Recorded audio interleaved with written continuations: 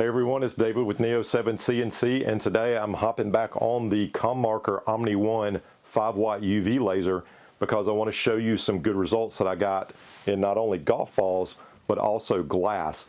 I see a lot of talk online about those two materials, and today we're going to knock it out and I'm going to give you the recipe for some good results.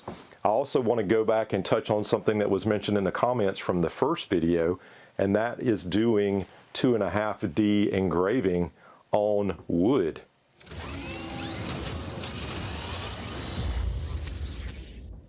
All right, so we're just going to jump right into this. The first thing we're going to do is the golf ball, and I made a very crude but effective little holder here to hold the golf ball.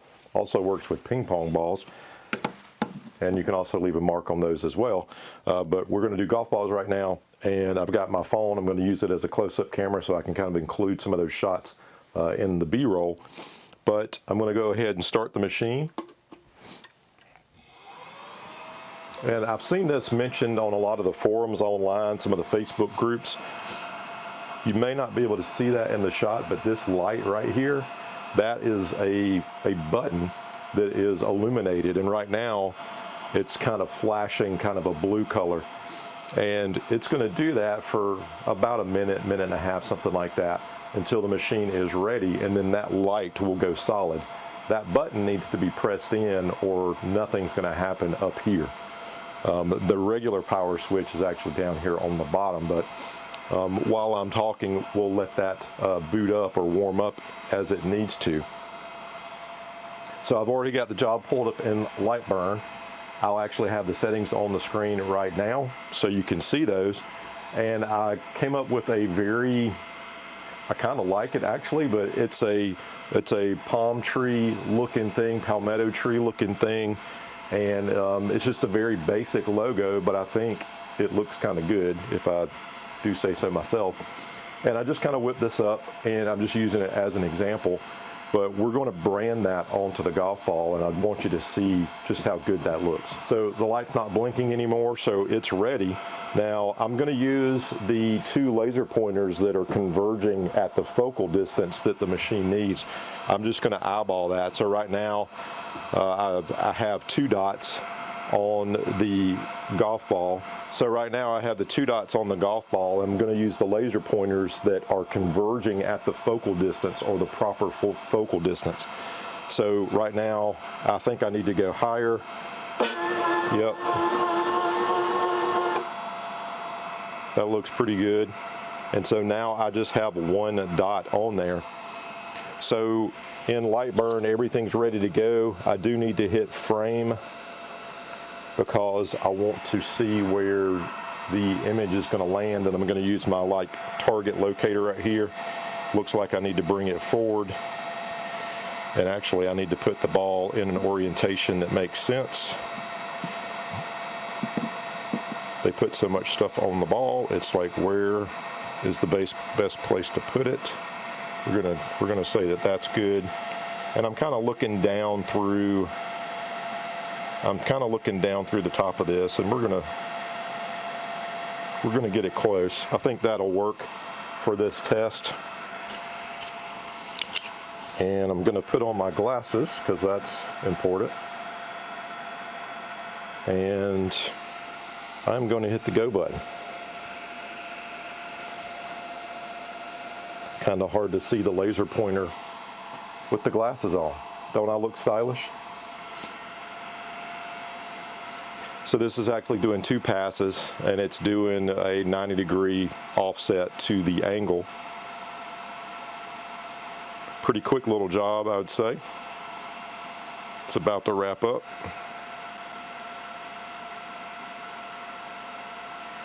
And there we have it.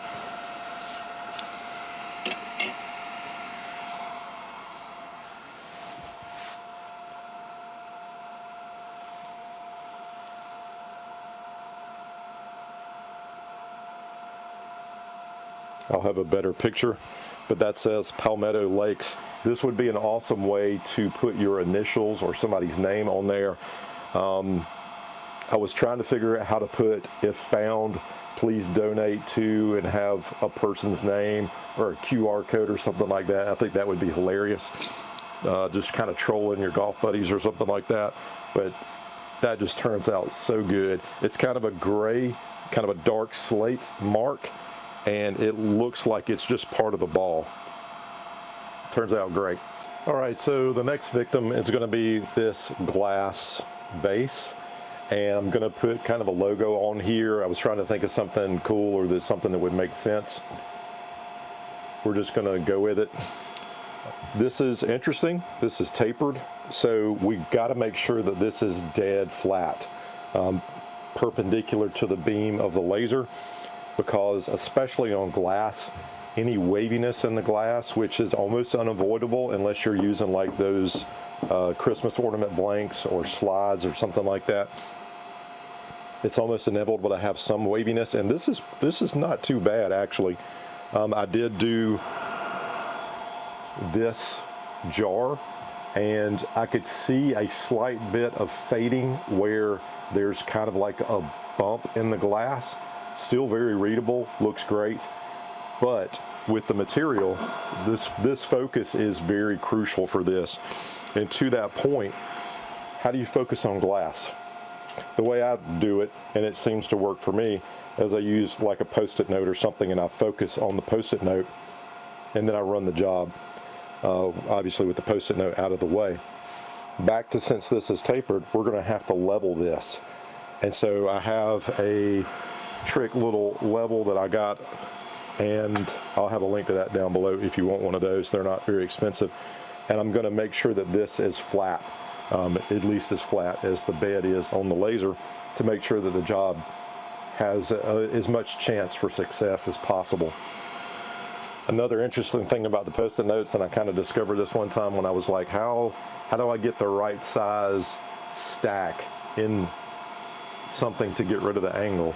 Well, this has a lot of variability, so you can kind of just eyeball it, and you'll get somewhere close.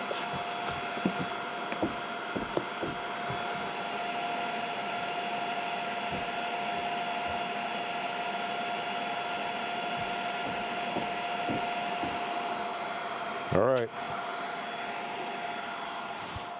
we're going to call that good. Here we go.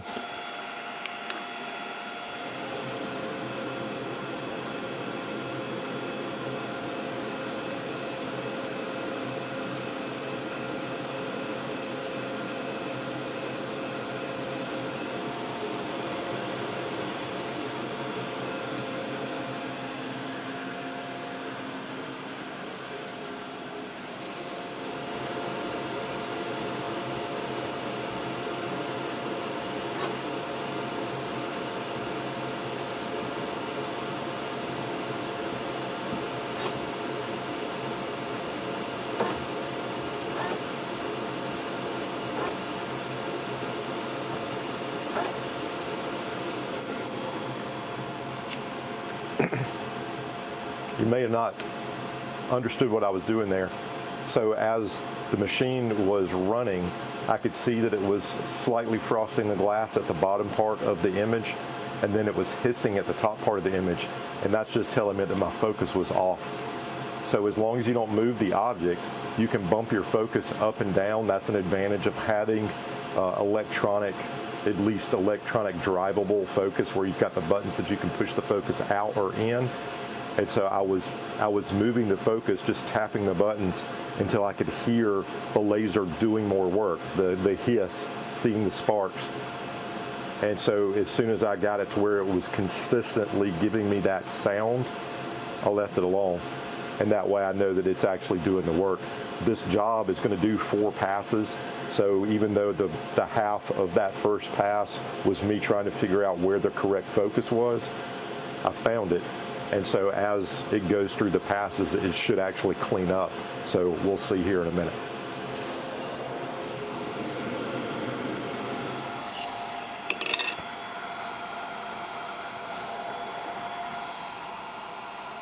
To say I'm pleased with the result would be an understatement. And I need some way for you to be able to read this. So I'm going to use the lens cap for the machine. Look how good that turned out. That's great. So I'll have the settings for the glass as well. Maybe it was a little bit overkill. I think I did 4 passes and it was doing different orientation for each pass. So technically that's 8 passes.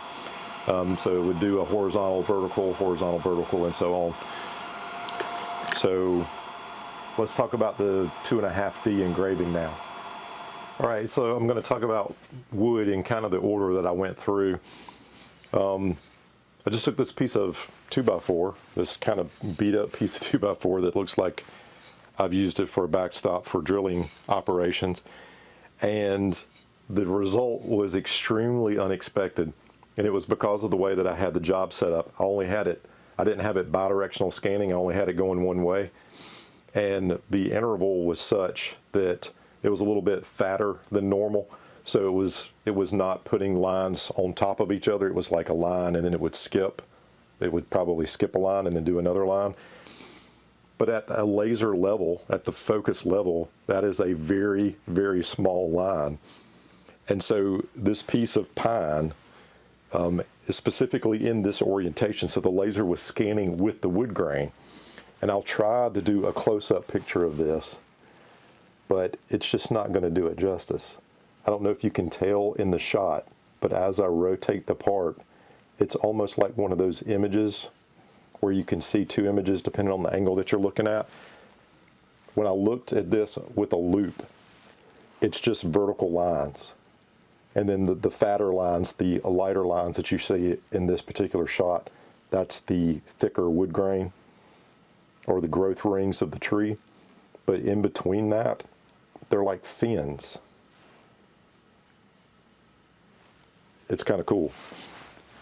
So that, not practical, but a very interesting experiment.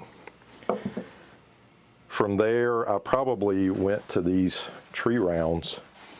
And if you saw a video that I posted recently where I made a stamp out of steel, this is the same file, except this time I put it using the Omni 1 into wood. And so I did, this is this version of it, this is the opposite version of it. What ultimately helps with this 2.5D engraving into wood is consistent grain. The more uniform the material is, the better result you're going to get. This one doesn't look so bad. This one didn't turn out so good because the job was lining up with the cylindrical pattern of the wood grain, and so it left kind of some high spots in areas where the wood grain was tougher. This one did it too, but it's just because one's positive, one's negative. It was just easier to see this one.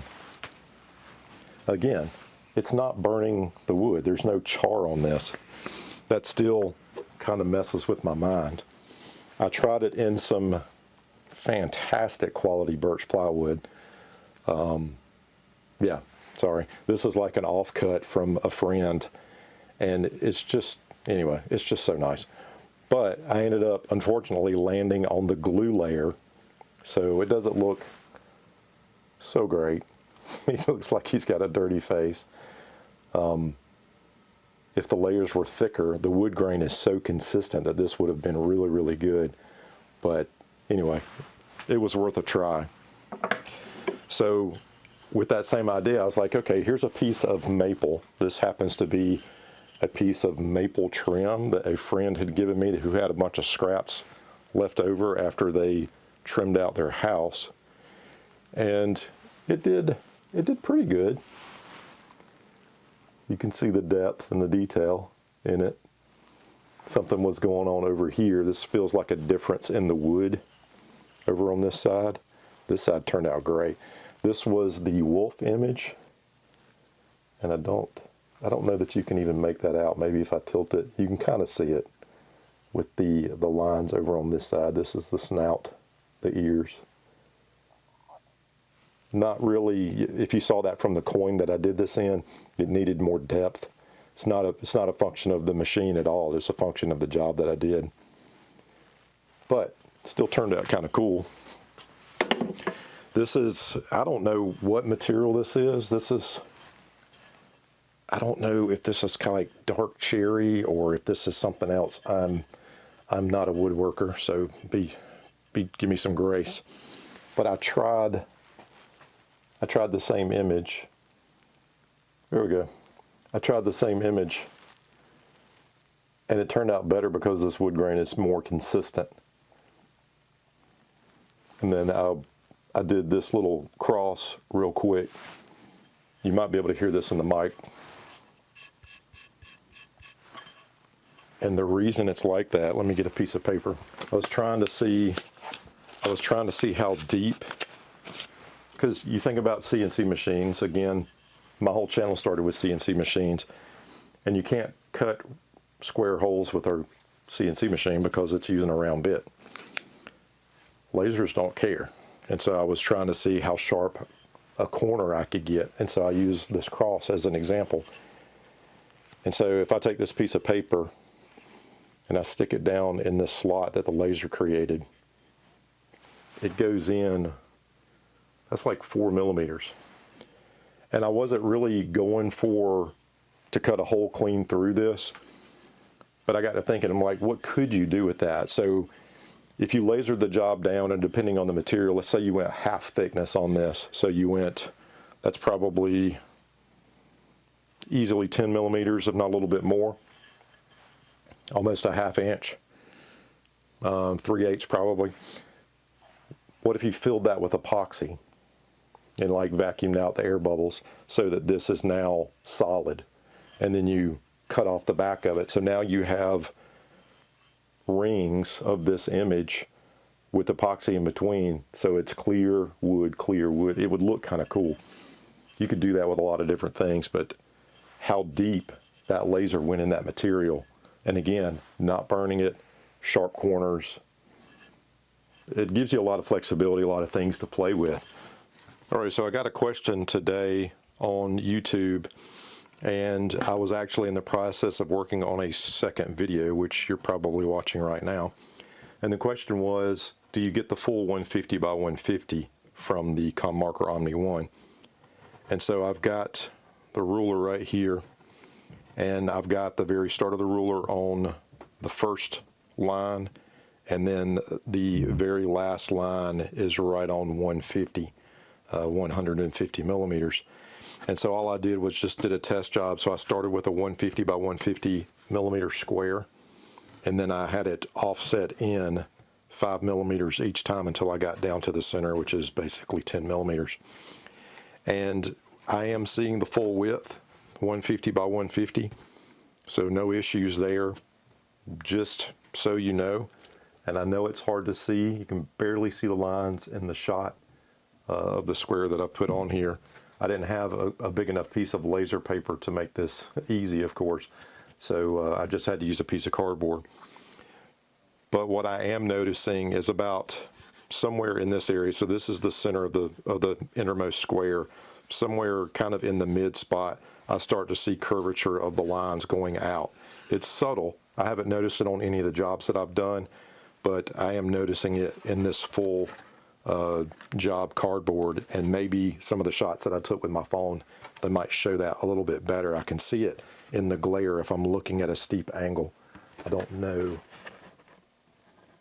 Yeah, you can kind of see it if I can get this turned correctly. This is hard to do. I'm doing everything backwards.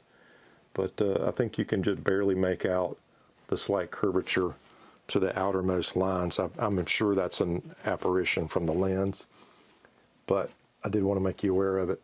But like I said, I haven't noticed it in anything that I've done.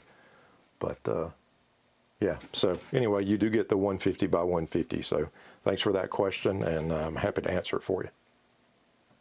All right, so I hope you enjoyed this kind of part 2, looking at the ComMarker Omni 1. Had a lot of fun with it. I think being able to do custom golf balls is kind of cool. That could be a lot of fun. The glass, man, that turned out fantastic. Don't be afraid to change the focus if you need to, even while the job's running. It did work fantastically, I might add. The wood turned out fantastic. We've got great results depending on the wood grain, and just a lot of fun in general. If you have any questions about the Omni One, you can leave those down below. If you want more information on it, you can hit those links in the description as always. I really appreciate you spending your time. You don't know how much your viewership means to me. If you would potentially give me a thumbs up if you think I deserved it, and possibly subscribe to the channel. I would love to grow the channel and reach more people, and you can certainly help with that. I would very much appreciate it. I really appreciate you spending your time with me, and I look forward to seeing you again.